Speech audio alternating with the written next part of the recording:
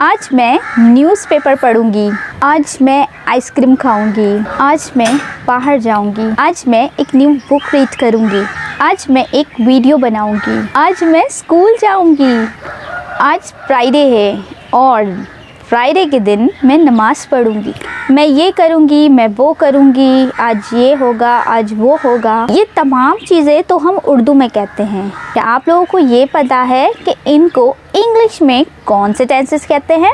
Yes, इन tenses को कहते हैं फ्यूचर इंडेफिनिट टेंसेस या सिंपल फ्यूचर टेंसेस। क्या आप लोगों को ये मालूम है कि इन टेंसेस को इंग्लिश में हम किस तरह से क्रिएट करते हैं?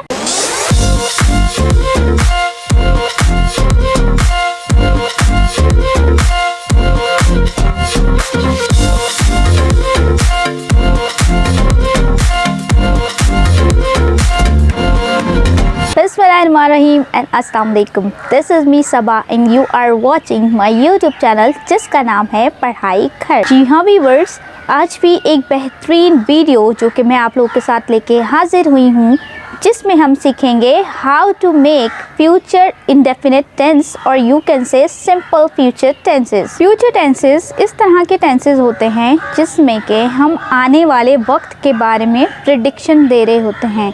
फॉर एग्ज़ाम्पल, मैं एक किताब पढ़ूंगी, स्कूल जाऊंगी, मैं पार्क जाऊंगी, मैं बाहर जाऊंगी। ये तमाम जो कि हम प्रिडिक्शन करते हैं किसी आने वाले वक्त के बारे में या आने वाले काम के बारे में, लेकिन वो अभी काम हुआ नहीं है। तो ऐसे तमाम सेंटेंसेस को हम इंक्लूड करते हैं सिंपल फ्यूचर टेंस में। जब भी हम सिंपल फ्यूचर टेंस की बात करते हैं तो हम इसमें दो तरह के हेल्पिंग वर्ब यूज करते हैं, दैट इज विल और शैल।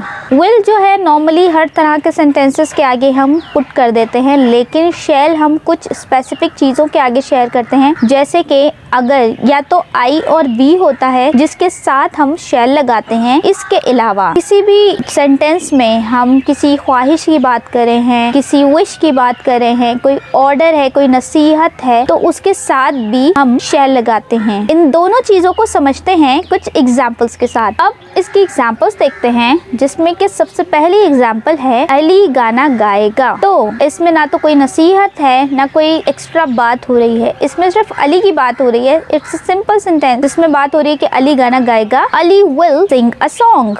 अब शैल के साथ एग्जाम्पल देख लेते हैं, जिसमें कि एक सिंपल सेंटेंस हम यूज करेंगे कि तुम्हें हरगिज झूठ नहीं बोलना चाहिए। अब इसमें क्या है? नसीहत है। इसका सेंटेंस हम किस तरह से बनाएंगे? You shall not tell a lie. तो ये तो थी हमारी दो एग्जाम्पल्स जो कि हमने विल और शैल के साथ यूज की हैं। इन्हीं सेंटेंसेस को लेके जब हम इनके नेगेटिव क्रिएट करेंगे तो नेगेटिव में क्या आएगा? विल और शैल के साथ आगे नॉट आ जाएगा। फॉर एग्जाम्पल, अली गाना नहीं गाएगा, then Ali will not sing a song. इसके साथ साथ क्या अली गाना गाएगा?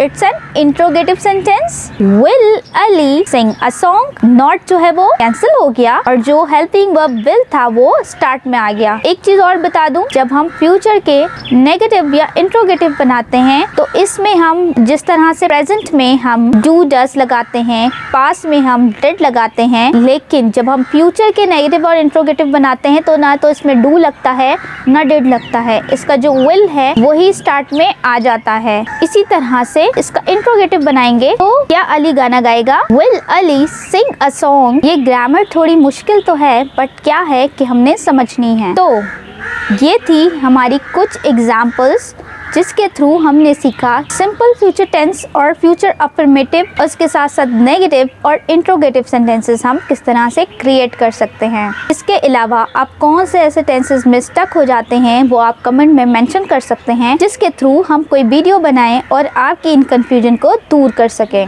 अगर मेरी ये छोटी सी काविश आपको बहुत ज़्यादा पसंद आई है तो काइंडली मेरे इस YouTube चैनल को सब्सक्राइब कर दीजिए। इसके साथ साथ इस फ्यूचर टेंसेस की मज़ीद प्रैक्टिस के लिए इंट्रोगेटिव, नेगेटिव और नॉर्मल अफर्मेटिव सेंटेंसेस की प्रैक्टिस के लिए कुछ सेंटेंसेस मैं इस वीडियो के एंड में शेयर करूंगी। आप लोग कोशिश करें कि इनकी प्रैक्टिस करें। You knows very well that a practice makes a man perfect. जितनी आप प्रैक्टिस करेंगे उतने ही बेहतरीन, आपको कभी भी टेंसेस को लेके कंफ्यूजन नहीं होगी। इसके अलावा कौन सी कंफ्यूजन है कमेंट में शेयर कीजिए। वीडियो देखने का आपका बहुत बहुत शुक्रिया। Wish you good luck for your future. Allah Hafiz.